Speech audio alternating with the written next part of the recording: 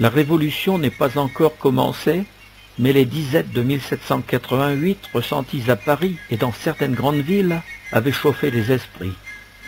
À Péronne, la cité est encore calme, mais comme dans toute la France, on se prépare à élire des représentants chargés de rédiger les revendications.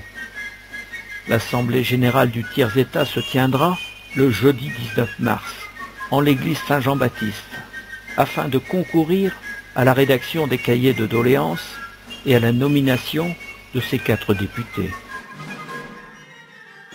Les 4 députés du tiers-État élus sont messieurs Pinspré de Buire, Prévost, avocat du roi au bailliage de Roye, Bouteville-Dumay, avocat au bailliage de Péronne, et Mareux, cultivateur à tricot. La noblesse choisit le chevalier Alexandre de Lamay et le duc de Mailly comme représentants. Le clergé élit l'abbé Calixte de la Place, curé de Languevoisin, à côté de Nesle, et le célèbre abbé Maury, prieur de Lyons et prédicateur du roi. Jean Siffrin Maury est né en 1746 à Valréas, États pontificaux. De grandes dispositions intellectuelles, il est admis au séminaire d'Avignon.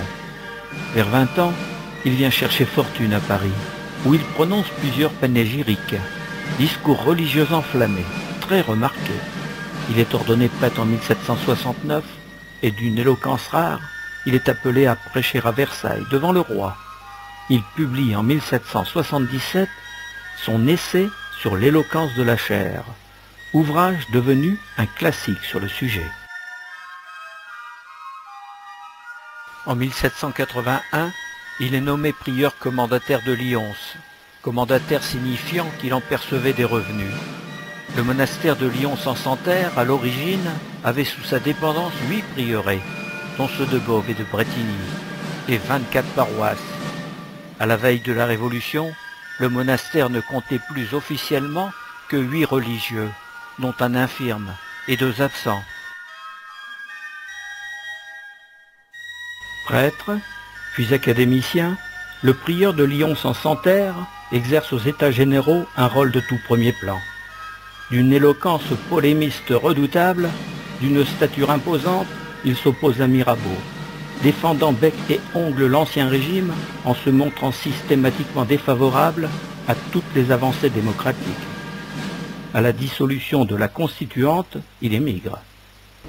En 1794, le pape le nomme cardinal. Sous l'Empire, il devient sénateur en 1806, de nouveau membre de l'Académie française en 1807, archevêque de Paris en 1810, contre l'avis du pape Pie VII, prisonnier de Napoléon. Dans tous ces faits, il soutient l'empereur par ses mandements et ses sermons. Sous la Restauration, il perd toutes ses prérogatives. Exilé à Rome en 1814, le pape le fait emprisonner au château Saint-Ange durant 6 mois, puis chez les lazaristes pour le punir de sa désobéissance. Rentré en grâce, il meurt en 1817 dans un monastère. Arrestation à Péronne de l'abbé Maury. Quelques jours après le 14 juillet 1789, où périssent sous la vindicte populaire quelques-uns de ses amis, l'abbé Maury songea, dans l'imminence du péril, à chercher son salut dans la fuite. Caché sous des habits d'emprunt, les cheveux noués, et coiffé d'un tricorne sans cocarde, il quitte Paris et se dirige vers la frontière du Nord. Arrivé à Péronne le dimanche 26 juillet, il refuse de décliner son nom, mais est reconnu et arrêté. Considérant que le député n'a pu quitter l'Assemblée nationale sans autorisation ni passeport, qu'il pourrait y être dangereux de le remettre en liberté sans en avoir reçu l'ordre de l'Assemblée auquel il appartient, il est consigné à l'hôtel Saint-Claude, sous la protection du corps de garde de la milice bourgeoise. Une lettre rédigée par l'Assemblée armée de la ville, ainsi qu'une autre, écrite par lui-même, sont envoyées au président de l'Assemblée nationale pour l'informer et lui demander ses instructions. Les 2 missives sont lues et débattues le 27 à l'Assemblée pendant 4 heures, à Versailles. À l'issue du débat passionné, le duc de Liancourt président de l'Assemblée nationale donne pour instruction dans un courrier envoyé le soir même à Péronne de libérer l'abbé Maury. Le 28, l'abbé Maury quitte la ville à 4 heures et rentre à Versailles. Une piquante anecdote survenue pendant son arrestation à Péronne confirme la force herculéenne de l'abbé Maury. Un gagne-denier de la ville, vendeur de journaux, tenant une liasse de brochures, s'était arrêté à proximité de l'endroit où était consigné l'abbé Maury et annonçait en ces termes la marchandise qu'il débitait. Demandez les dernières paroles de l'abbé Maury à la lanterne.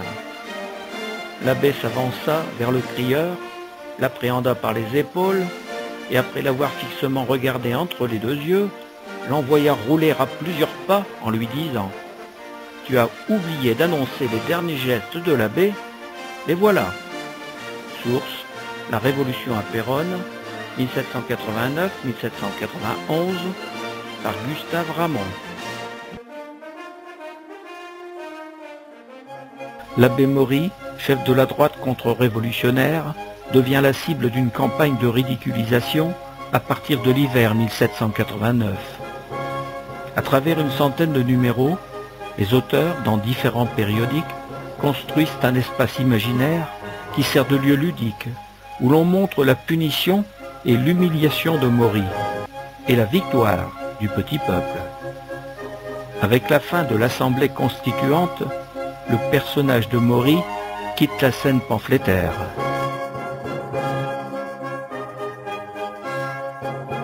Il ne sait sur quel pied danser. Danse aristocrate.